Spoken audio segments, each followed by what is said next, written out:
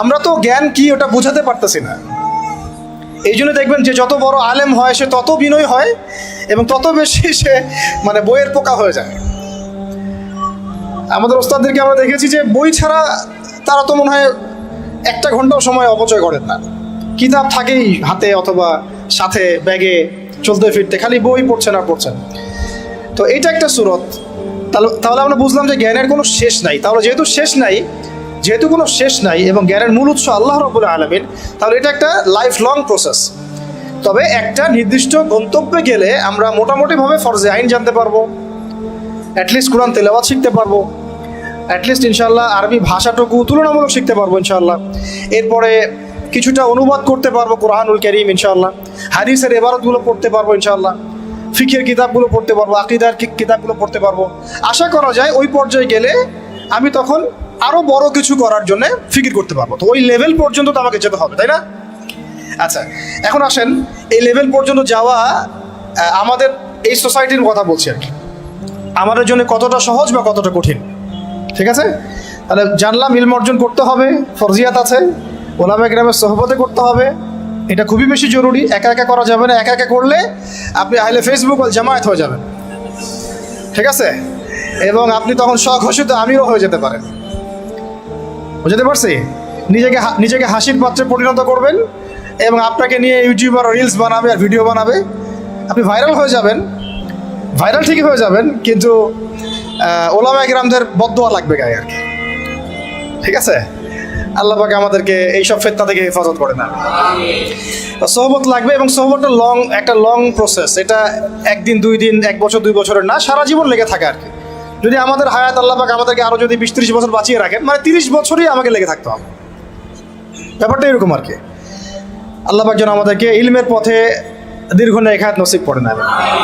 এরপরে আসেন, আমরা জানলাম যে এখন শিখতে হবে কি, অন্তত পক্ষে আল কোরআনুল কারীমের বিশুদ্ধ তিলাওয়াত, তারপরে আরবি ভাষা, কোরআনুল কারীমের যে ব্যাকরণ, এতটুকু ব্যাকরণ, অনুবাদ, পাশাপাশি হাদিসের কিতাব পড়ার যোগ্যতা অর্জন করা, ফরজে আইনের জ্ঞান তো অর্জন করবেনই, ফিকহের জ্ঞান অর্জন করা, আকীদার জ্ঞান অর্জন করা, সিরাত, গুরুত্বপূর্ণ সাবজেক্ট কি সিরাতের জ্ঞান অর্জন করা, ইসলামের ইতিহাসের জ্ঞান অর্জন করা, ইসলামী অর্থনীতির জ্ঞান অর্জন করা, এবং এর পাশাপাশি বর্তমান বিশ্বের অর্থনীতি, বিশ্ব ব্যবস্থা, ভূগোল, হ্যাঁ, ভূ রাজনীতি, এগুলো আমাদের তো জানা আছে মোটামুটি, যেহেতু আমরা জেনারেল ব্যাকগ্রাউন্ড থেকে আসছি।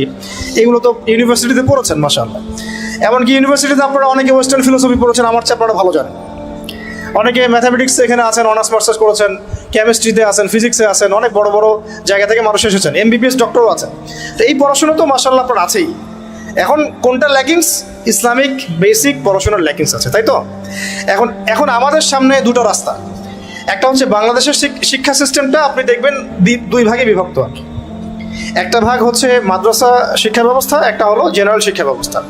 এখন মাদ্রাসা শিক্ষা ব্যবস্থা তাদের মতো করে তারা সাজিয়ে নিয়েছেন এবং এটার মধ্যে মাশাআল্লাহ যা আছে তার বেশিরভাগই কি আমাদের সবার জন্য উপকারী।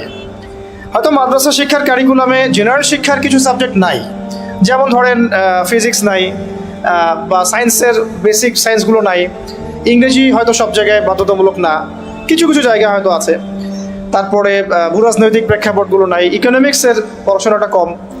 মানে যে পড়াশোনাগুলো এখন ওয়ার্ল্ডকে ডিল করতে প্রয়োজন হচ্ছে, এগুলো কিছু কিছু ক্ষেত্রে কোনো কোনো মাদ্রাসায় নাই।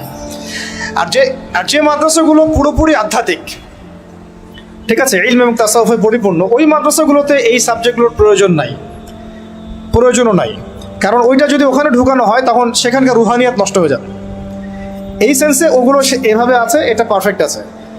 হয়তো তারা যখন আলেম হয়ে যাবেন, দাওরা হাদিস পাস করবেন, মানে ইফতা দিয়ে ফেলবেন, এরপরেও তারা চাইলে কিন্তু ইংরেজিতে একটা কোর্স করতে পারেন, ICTর কোর্স করতে পারেন, তাই না, কম্পিউটার সায়েন্সের কোর্স করতে পারেন। এভাবে তারা তাদের সেলফ স্কিল ডেভেলপমেন্ট করতে পারেন।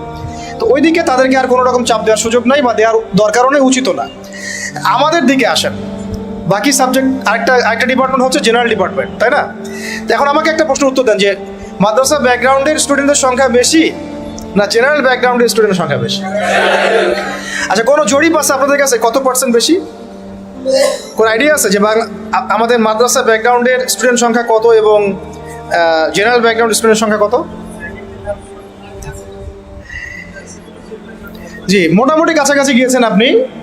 25% আমাদের দেশে মাদ্রাসা ব্যাকগ্রাউন্ডের মানুষ আছে। কত পার্সেন্ট? 25%।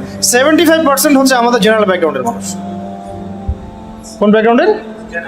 জেনারেল ব্যাকগ্রাউন্ড, মানে আপনারা যারা আমাদেরকে মানে ইংরেজি শিক্ষিত বলেন আর কি, তাই না? এটা হচ্ছে 75%।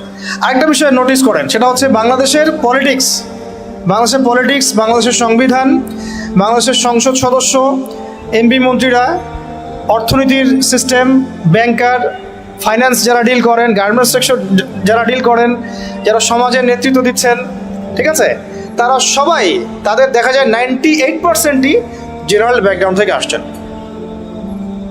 ঠিক আছে? আচ্ছা, বাকি 25% মানুষ আমাদের মাদ্রাসা ব্যাকগ্রাউন্ডের সাথে সম্পৃক্ত। এখান থেকে ওলামায়ে কেরাম প্রডিউস হচ্ছেন, তারা আমাদেরকে নীতি, নৈতিকতা, দিন, ইসলাম এগুলো শিখাচ্ছেন। একটা জিনিস আমি খেয়াল করেন, যদি আপনি কোনো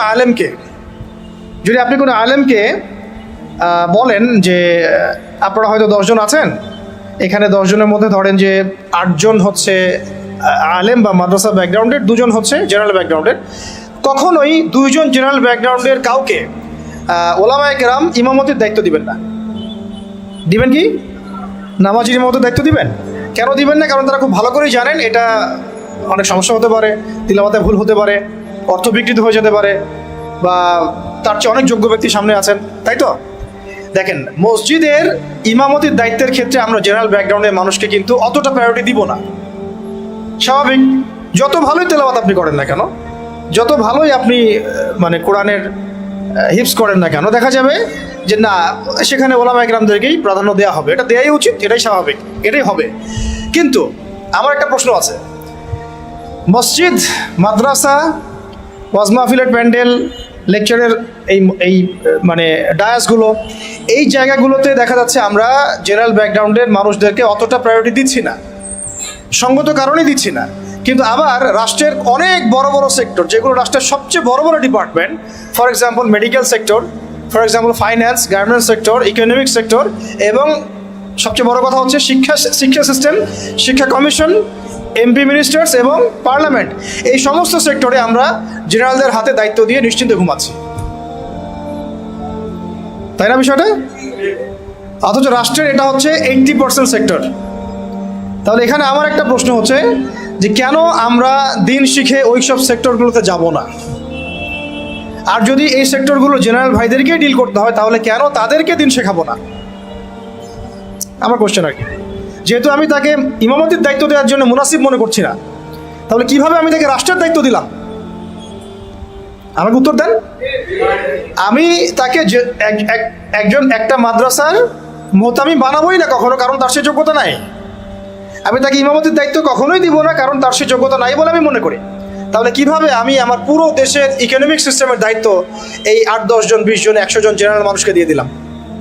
কোনো প্রতিবাদও করলাম না, কিছু বললামও না, বা আমরা সেখানে যাওয়ার চেষ্টাও করলাম না, বা ওখানে যারা আছে তাদেরকে আমরা ইসলাম শেখানোরও চেষ্টা করলাম না, বা ওই রাষ্ট্র যারা চালায়, এমপি মন্ত্রীরা, পার্লামেন্টে যারা বসে আছে, রাষ্ট্র তো এরা চালায় না, তাদের নিচে আরও অনেক মানুষ আছে, উপরে অনেক মানুষ আছে, ডানে অনেকে আছে, বামে অনেকে আছে, আবার যারা গার্মেন্টসে আছে, যারা এখানকার মানে আমরা বলি না চাপ প্রয়োগকারী সংস্থা, তারা আছে, বিভিন্ন এনজিওস আছে, অ্যাসোসিয়েশন আছে, তো এই সবাই মিলে তারা রাষ্ট্রকে ডিল করে।